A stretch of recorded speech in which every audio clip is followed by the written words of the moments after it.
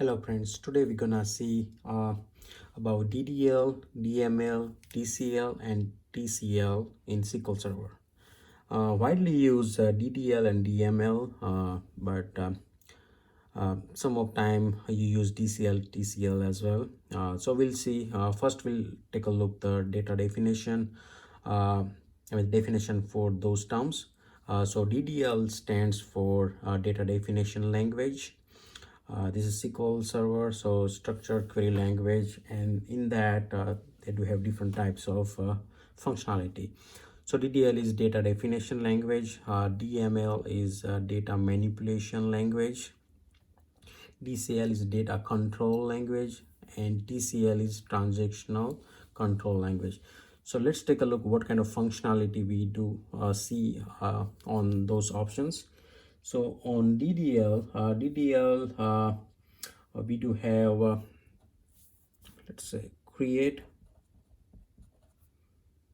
So create, that is the one option. So to create a database and its object like a table, like create table, create index, create view, create store procedures, create triggers. So those comes under create. Also another functionality is alter, to alter a structure of existing database. So that is alter. Drop,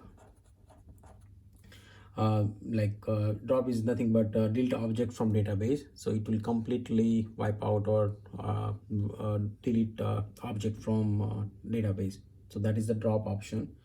Truncate.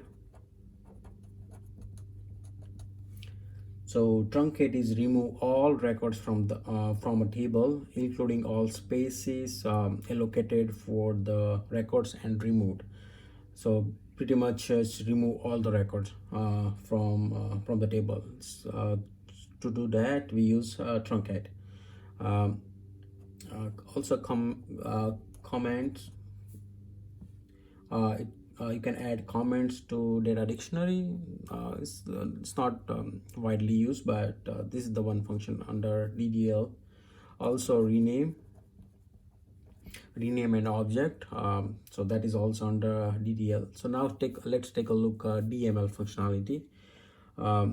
So in DML, select, which is retrieve data from the database, like select star from XYZ table. So that is DML functionality.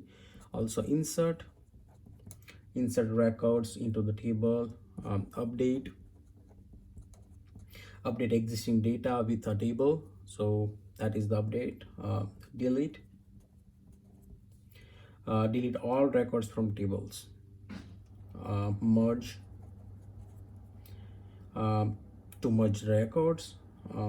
Also we have explain plan. It's like interruption of data access path. So you will get all the detail if you do explain plan on that. Also lock table. So this is all functionality comes under DML statement. So now let's take a look at DCL. DCL is a data control language, which has grant. Grant allow user access privileges to database. So if we have any kind of privileges or some access, we can use grant functionality on that.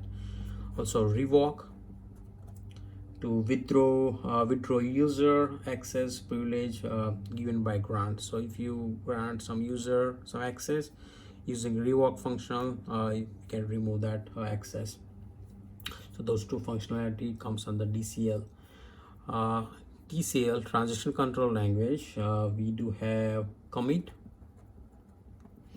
a transaction. So once you do some kind of transaction, if you use commit functionality, it commits that, so it's kind of saved. Also rollback is nothing but a transaction in case of any error occurs. So when you do some kind of transaction, if there is some error occurs, and if you want to roll back with original data, you can use the rollback functionality. Also save point. Save point is nothing but rollback the transition making point within a group. So roll back the transition making point within a group. So if you want to do some kind of save points, you can use save point functionality on that. The last one is set transaction. The set transition is nothing but a specific characteristic for the transaction. So in these options you can use all this functionality.